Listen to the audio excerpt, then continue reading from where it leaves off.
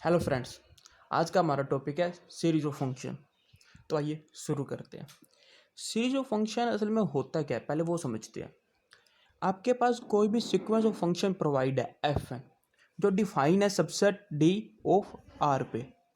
ठीक है, sequence of function आपको प्रोवाइड है, कोई सबसेट पे आपको डिफाइन है, तब आप उसका पार्सल सम निकाल लेंगे।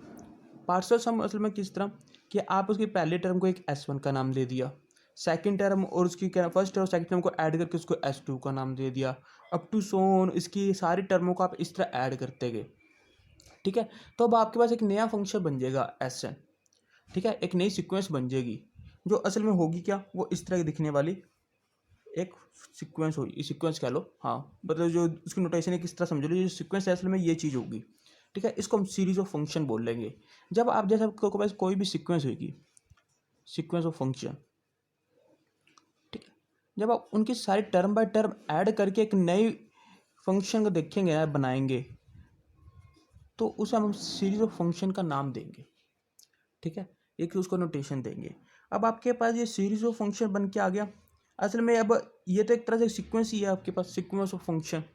अगर इसकी कन्वर्जेंस चेक करेंगे, अगर ये कन्वर्ज करते किसी फंक्शन पे एफ पे, तो हम बोल देंगे जो हमारे पास सीक्वेंस ऑफ फंक्शन है ना, जो हमारा जो सीरीज ऑफ फंक्शन है वो एफ पे कन्वर्ज कर जाएगा जब इसके एन टर्म को ऐड करके बनाएंगे।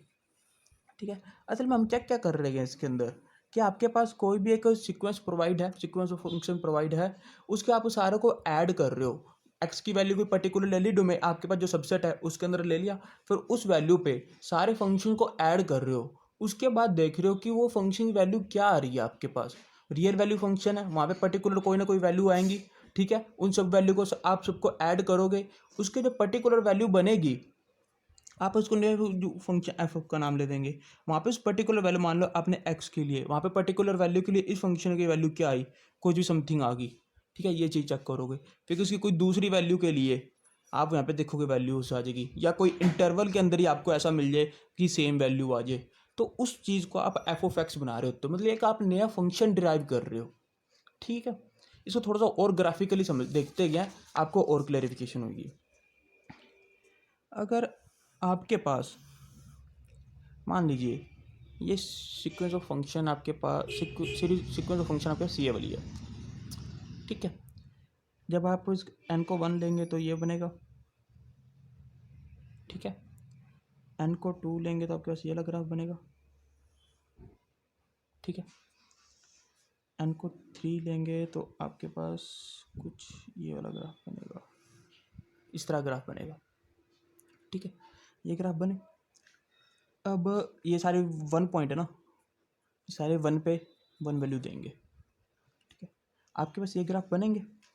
आप इसके अंदर क्या करते हो कि एक पॉइंट पे आपने लिया सीक्वेंस, आप जब सीक्वेंस ऑफ फंक्शन की बात कर रहे हो कि फर्स्ट पॉइंट अब इस पॉइंट पे थे, ये आपके पास एफ ऑफ वन है, ये आपके पास एफ ऑफ टू, ये आपके पास F of three.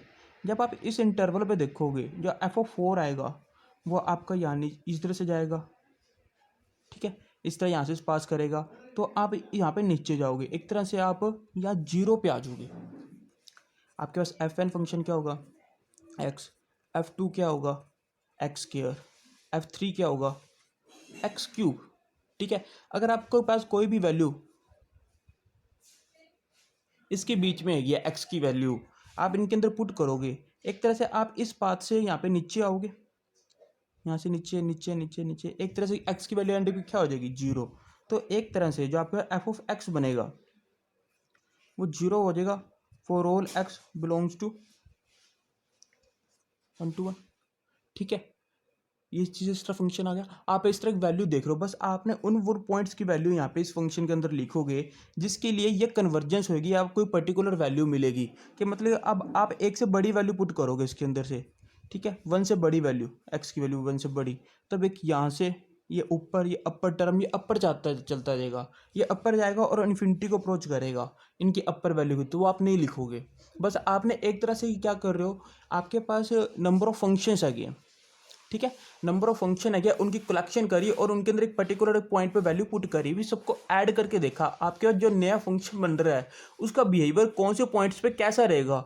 In points पे वो डिफाइन होगा, इस पॉइंट पे वो पर्टिकुलर वैल्यू देगा और उन पॉइंट पे अनडिफाइंड रहेगा। इन्फिनिटी अपन यूँ कुछ टर्म लेते हैं, अनडिफाइंड टर्म लेंगे यहाँ पे, ठीक है। इस उन वैल्यू पे लिए वो फंक्शन अनडिफाइंड है या उनकी वो डोमेन नहीं है उस फंक्शन की, ठीक है। तो मतलब कि आप क्या कर रहे थे, जो ये सीक्वेंस की बात कर रहा हूँ अभी मैं, कि सीक्वेंस के अंदर आप देख रहे थे कि एक पाथ लिया, जैसे कि ये पाथ नहीं बन गया, यहाँ से आप नीचे आ रहे हो, पॉइंट लिया एक्स की वैल्यू, पहले फंक्शन को आपने देखा, फिर दूसरे फंक्शन को देखा, इस फंक्शन वाइज आगे बढ़ रहे हो ना, जैसे फंक्शन वाइज आगे बढ़ोगे आप, उसी तरह ही आप यहाँ से नीचे आते रहोगे, ये नीचे आते हैं जीरो हो गए, मतलब जब आपने पाथ ड्राइव करिए कि आप उस पाथ से इस जगह आ रहे हो, कि आपने वो देख रहे हो, फिर इस पाथ से आप रुकोगे कहाँ, एक तरह से वो चीज़ समझो, इस तरह का हो गया, ठीक है। अब जब वो वही सीरीज के अंदर इन सबको ऐड कर देंगे तब देखें क्या नई वैल्यू बनेगी।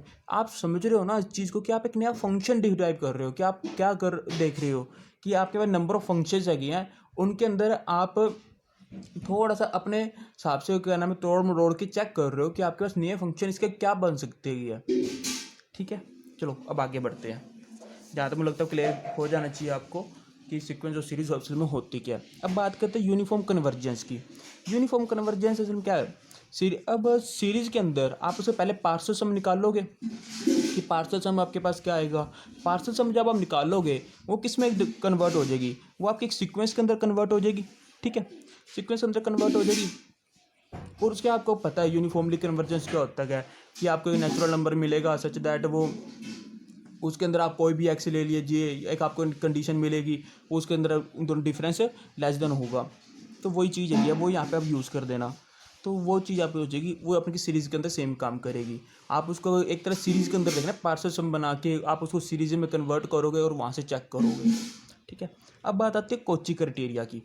कोची क्राइटेरिया आपके अंदर जो सीक्वेंस के अंदर था वो ये था, f of n plus p x minus f of n, यहाँ पे ये साइड तक कंडीशन सही, और यहाँ पे ये आता था less than epsilon 4x minus D.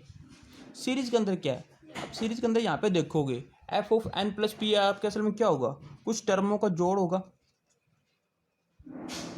Up to son s n plus p x, ठीक है। और एफ एन क्या होगा, माइनस एक तरह से उन्हीं एन टर्मों का जोड़, कहाँ तक, एस एन तक। जब आप सब्ट्रैक्ट करोगे आपके पास क्या वैल्यू बचेगी, n plus 1x plus n plus 2x up to so on n plus p x, ठीक है। तो बस वही है, इन्होंने एन प्लस पी की जगह यहाँ पे क्या मान लिया, एम मान लिया, एम और एन मान लिया, वहाँ से वो कंडीशन यूज़ कर ली और उस चीज़ को लिख लिया सीरीज़ के अंदर, ठीक है। तो उसके अंदर कंफ्यूज होने की जरूरत नहीं है, कोची क्राइटेरिया जो वहाँ पे था सेम वही था, बस थोड़ा सा नज़रिया बनाओ अपना देखने का, ताकि आप उसके अंदर मतलब कि देख सकें, हाँ ये सीक्वेंस सीरीज से रिलेट करो आपस में, ठीक है। तो वहाँ से वही चीज़ कोची क्राइटेरिया आ जाएगा। अगर ये कंडीशन होल्ड करेगी किसी भी आपके पास सीरीज़ के अंदर, ये कंडीशन होल्ड करेगी, आपको ये चीज़ें मिल गई, तो इसका मतलब आप बोलोगे आपकी जो सीरीज़ है ये यूनिफॉर्म कन्वर्जेंस है, ठीक है। अदरवाइज आप बोलोगे वो यूनिफॉर्म कन्वर्जेंस नहीं है। अब देखते हैं एक एग्जांपल, कि अब आपके पास कोई भी एक सीरीज ऑफ फंक्शन प्रोवाइड है, ठीक है। तो आपके पास एक तरह से इन्होंने जो सीक्वेंस दिया है वो कौन सी होगी, सीक्वेंस ऑफ फंक्शन आपके पास ये होगी, सीक्वेंस ऑफ फंक्शन आपकी, ठीक है। आपके सीक्वेंस ऑफ फंक्शन ये आ गई। अब आपके सीक्वेंस ऑफ फंक्शन आ गया, अब इसके सीक्वेंस ऑफ फंक्शन के अंदर आप पहले कन्वर्ट करते थे, आपको मैं बताया था कि पार्शियल सम निकाल लेंगे।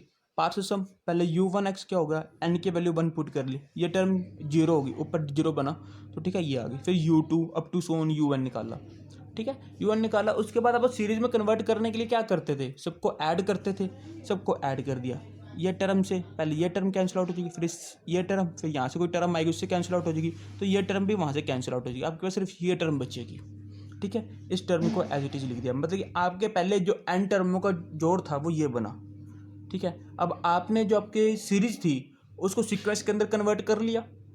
सीक्वेंस को सॉल्व करना में अच्छी तरह आता है, ठीक है। सीक्वेंस से पहले हमने कहना पॉइंट वाइज लिमिट निकाली, पॉइंट वाइज लिमिट इसकी जीरो है, जैसे एन अप्रोचेस टू इन्फिनिटी करेगा ये जीरो आएगा, ठीक है, जीरो आएगा। उसके बाद हम एम एन टेस्ट का यूज़ करेंगे। अगर आपको एम एन टेस्ट नहीं पता या नहीं याद आएगा तो आप मेरे पीछे वीडियो लेक्चर देख सकते हैं, उसके अंदर मैं अच्छी तरह एम एन टेस्ट किस तरह आपको अप्लाई होगा उसको समझाया हुआ है, आप समझिए, ठीक है। एम एन टेस्ट इसको अप्लाई करेंगे, वहाँ से आपके पास जो x की वैल्यू 1/n⁴/2 आ जाएगी। सारा प्रोसेस सेम मैं आपको कराया हुआ है, प्रॉपर कराया हुआ है, वो चीज़ मैंने सीधा यहाँ पे अप्लाई करा गया। ठीक है, सेम प्रोसेस था, तो वहाँ पे हमने यूज़ करा और उसके बाद यहाँ से ये वैल्यू आ गई। एज ये एन अप्रोच टू इन्फिनिटी करेगा, इन्फिनिटी को अप्रोच करेगा। इसका मतलब जो आपके पास ये गिवन फंक्शन था ये यूनिफॉर्मली कन्वर्जेंस नहीं था। अगर ये 0 पे कन्वर्ज कर देता तो हमारे पे यूनिफॉर्म कन्वर्जेंस होता। ठीक है, तो ये चीज़ था मेन, था मैं आपका कॉन्सेप्ट था, कॉन्सेप्ट को समझोगे आपके सारे क्वेश्चन हो जाएंगे। ठीक है, अगर आपको वीडियो अच्छी लगी हो तो चैनल को सब्सक्राइब करें, शेयर करें एंड लाइक करें। Thank you.